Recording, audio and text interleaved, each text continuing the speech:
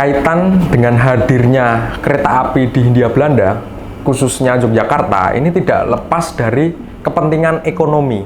Kita tahu bahwa Hindia Belanda, termasuk Yogyakarta, memiliki potensi tanah yang subur. Dari tanah yang subur tersebut ditanamlah perkebunan, dan yang paling terkenal adalah perkebunan tebu. Dari sini, untuk memaksimalkan hasil perkebunan, direspon oleh pemerintah dengan menghadirkan jaringan transportasi kereta api. Kemudian diberikanlah konsesi kepada pihak swasta, Nederland Indisch Spoorweg Maskapai, atau yang disingkat NISM. Nah, dari situ pada tanggal 17 Juni 1864 dilakukan peletakan batu pertama.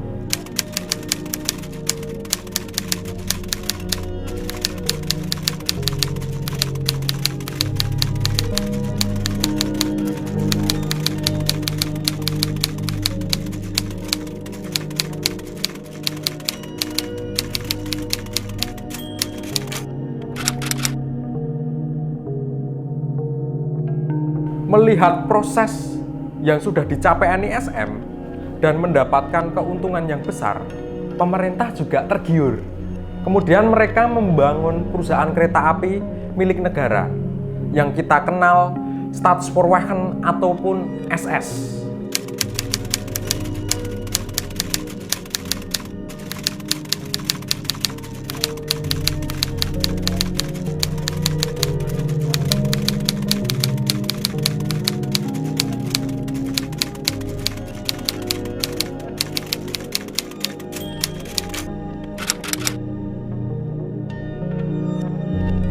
Lokomotif yang digunakan terkait dengan jalur ini atau jalur milik Nederland Indisch Spoorwegen milik NISM maupun milik SS adalah lokomotif uap.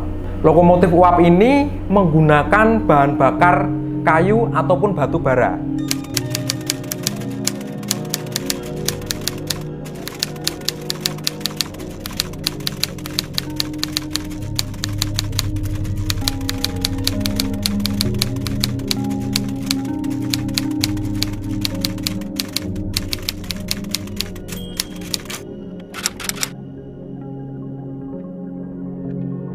Lokomotif ini bergerak menarik gerbong. Gerbongnya itu kan macam-macam. Yang utama, gerbongnya adalah untuk mengangkut penumpang, tapi juga terdapat gerbong barang. Dari gerbong barang di sini, ternyata juga untuk mengangkat paket pos dan pesan pos.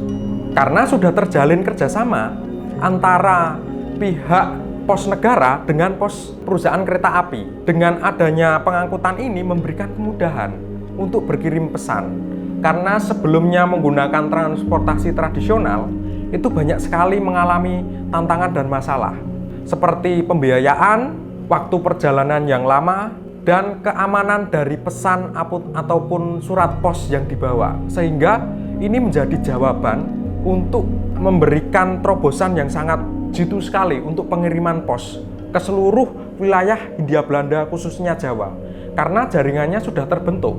Di situ juga dibuktikan oleh bukunya Bulterman yang berjudul Posttempel Nederland Indie. Di situ ada sebuah cap pos yang memberi bukti pengiriman dari Yogyakarta menuju ke Bandung, dari Bandung menuju Yogyakarta, dan dari Yogyakarta menuju Surabaya.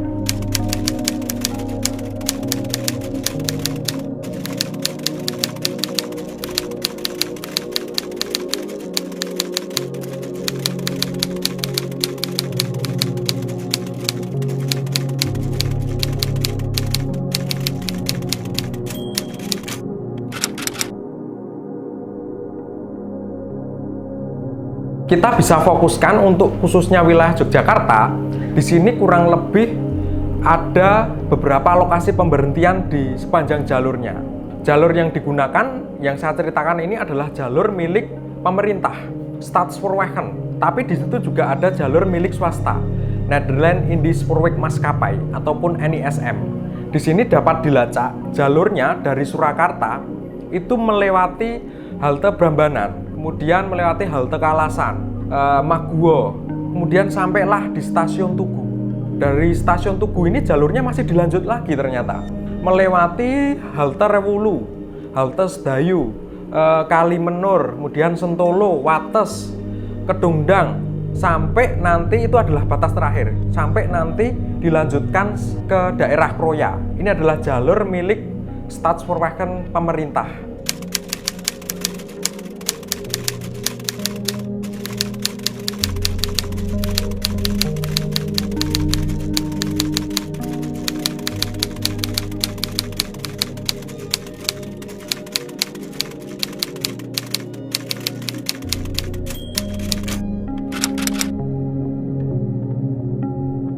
Dan ini memang ada di jalur Yogyakarta. Saat ini halte tersebut sudah tidak digunakan, tapi bisa kita lacak dari sisa-sisa bangunannya yang masih bisa kita temui hingga hari ini.